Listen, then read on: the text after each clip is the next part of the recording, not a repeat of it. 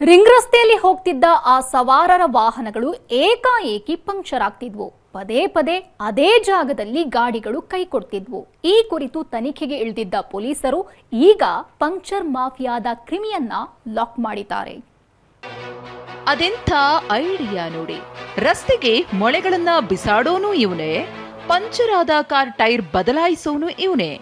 ಖತರ್ನಾಕ್ puncture ಅಂಗಡಿ ಮಾಲೀಕನ ಕಳ್ಳಾಟಗಳನ್ನ ಸಿನಿಮಾದಲ್ಲಿ ನೋಡಿರ್ತೀರಿ. ಆದ್ರೆ ಈ ಸಿನಿಮಾವನ್ನು ಮೀರಿಸುವ ಐನಾತಿ ಕಿಡಿಗೇಡಿಯನ್ನ ಪೊಲೀಸರು ಬೇಟೆಯಾಡಿದ್ದಾರೆ.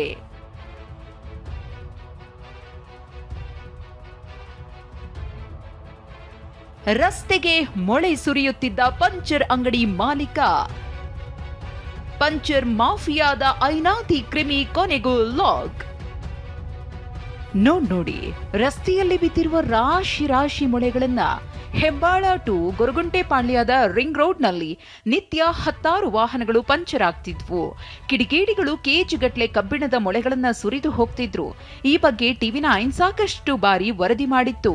ಕಿಡಿಗೇಡಿಗಳು ಕೆಜಿಗಟ್ಟಲೆ ಚೂಪಾದ ಕಬ್ಬಿಣದ ಮೊಳೆಗಳನ್ನ ಸುರಿದು ಇಂತಹ ಒಂದು ಕಿಡಿಗೇಡಿತನಕ್ಕೆ ಮುಂದಾಗಿದ್ರು. ಸದ್ಯ ನಾನೀಗ BL ಸರ್ಕಲ್ನ ಅಂಡರ್ ಪಾಸ್ನ ಕೆಳಭಾಗದಲ್ಲಿದ್ದೀನಿ. ಈ ಅಂಡರ್ ಪಾಸ್ ಆರಂಭದಿಂದ ಎಂಡಿನವರೆಗೂ ಕೆಜಿಗಟ್ಟಲೆ ಕಬ್ಬಿಣದ ಚೂಪಾದ ಮೊಳೆಗಳನ್ನ ಸುರಿದು ಹೋಗಿರುವಂಥದ್ದು.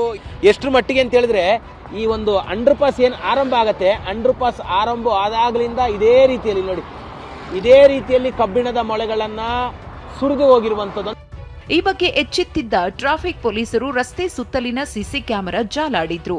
ಈ ವೇಳೆ ಬೈಕ್ನಲ್ಲಿ ಬಂದು ರಸ್ತೆಗೆ ಕಬ್ಬಿಣದ ಮೊಳೆ ಸುರಿತಾ ಇದ್ದಿದ್ದು ಗೊತ್ತಾಗಿದೆ. ಬ್ಯಾಟರಾಯನಪುರದ ಯಾರ ಬೇಗ್ ಪತ್ತೆ ಕೂಡ ಆಗಿದ್ದಾನೆ. ರಿಂಗ್ ರೋಡ್ನಲ್ಲೇ ಪಂಚರ್ ಅಂಗಡಿ ಇಟ್ಕೊಂಡಿದ್ದ ಈ ಕ್ರಿಮಿ ತನ್ನ ವ್ಯಾಪಾರಕ್ಕಾಗಿ ಈ ಕೃತ್ಯ ಮಾಡ್ತಾ ಇದ್ದಿದ್ದು ಬಯಲಾಗಿದೆ.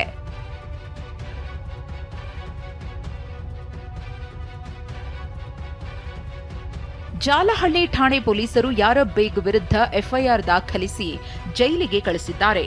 ಪಂಚರ್ ಮಾಫಿಯಾದ ಇಂತಹ ಕ್ರಿಮಿಗಳಿಗೆ ತಕ್ಕ ಶಾಸ್ತಿ ಮಾಡಬೇಕೆಂದು ಬೈಕ್ ಸವಾರರು ಒತ್ತಾಯಿಸಿದ್ದಾರೆ.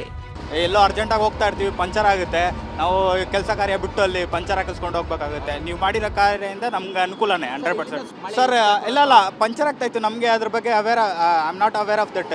ಏನಕ್ಕೆ ಪಂಚರ್ ಆಗ್ತಾ ಇದೆ ಗೊತ್ತಾಗ್ತಾ ಇದ್ದಿಲ್ಲ.